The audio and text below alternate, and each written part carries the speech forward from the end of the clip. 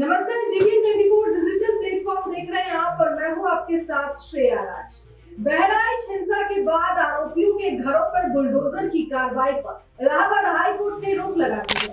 दरअसल high court की Lucknow bench ने रविवार को उन लोगों को बड़ी राहत दी जिन्हें बहराइच में कुंडसर, महसी, नानापाड़े, महाराजगंज मार्ग पर अवैध निर्माण को ध्वस्त करने के लिए नोटिस दिया गया है और उन्हें जवाब दाखिल करने के लिए दिए गए वक्त को 15 दिन बढ़ा दिया गया है।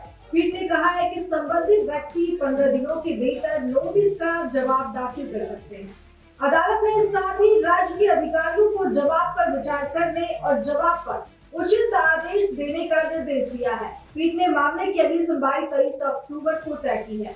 बता दें कि न्यायमूर्ति ए.आर. मसूदी और न्यायमूर्ति सुभाष विद्यार्थी की पीठ ने association for protection of civil rights द्वारा दायर जनहित याचिका पर यह आदेश पारित किया।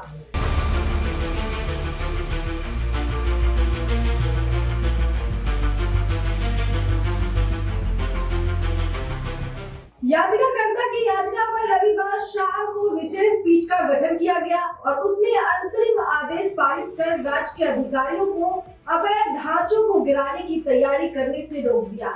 जनहित याचिका दायर करते हुए तर्क दिया गया कि राज्य ने अवैध तरीके से ध्वस्तीकरण नोटिस जारी किया है और ध्वस्तीकरण अभियान शुरू करने की उसकी कार्रवाई उच्चतम न्यायालय के हाल के निर्देशों का उल्लंघन है, जिसमें कुछ मामलों को छोड़कर बुलडोजर की कार्रवाई पर प्रतिबंध लगाया गया है।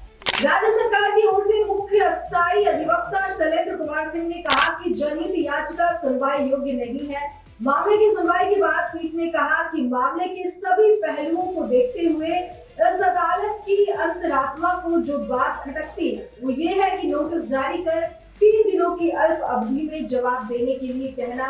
पीठ ने ये भी कहा कि बहराइच के कुंडासर, महसी, नानपाड़ा, महाराजगंज जिला मार्ग के किलोमीटर 38 पर स्थित कितने घरों को निर्माण के लिए विधिवत अधिकृत किया गया है, ये भी नोटिस से स्पष्ट नहीं है। इसके साथ ही पीठ ने कहा इस स्तर पर गुण दोष पर कुछ भी देखे बिना हम CSC को पूर्ण निर्देश प्राप्त करने के लिए 3 दिन का समय देते हैं। पीठ ने कहा सड़क की श्रेणी और लागू मानदंडों के बारे में स्थिति अगली निर्धारित तिथि पर स्पष्ट की जा सकती है। हम उम्मीद करते हैं कि नोटिस का सामना करने वाले व्यक्ति इस बीच कार्यवाही में भाग लेंगे। अदालत ने कहा हम आगे ये भी व्यवस्था देते हैं कि अगर वे आज से 15 दिनों की अवधि के भीतर नोटिस का जवाब दाखिल करते हैं तो सक्षम अधिकारी इस पर विचार करेगा और एक तर्कपूर्ण आदेश पारित करके निर्णय लेगा। उसके बारे में पीड़ित पक्षों को सूचित किया जाएगा।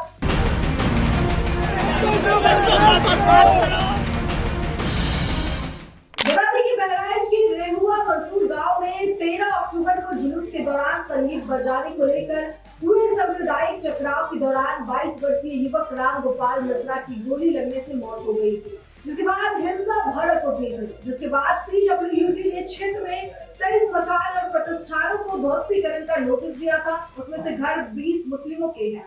वे नोटिस सड़क नियंत्रण अधिनियम 1964 के तहत जारी किया गया। अफसरों ने शुक्रवार को महाराजगंज क्षेत्र में निरीक्षण किया था और मिश्रा की हत्या में कथित भूमिका निभाने वाले आरोपियों में से एक अब्दुल हमीद सहित 20-25 लोगों के घरों की माप ली थी। इस खबर पर आपकी क्या राय है, कमेंट करके जरूर बताएं। बाकी देश और दुनिया की तमाम खबरों के लिए देखते रहिए जीवी 24 डिजिटल प्लेटफॉर्म। नमस्कार।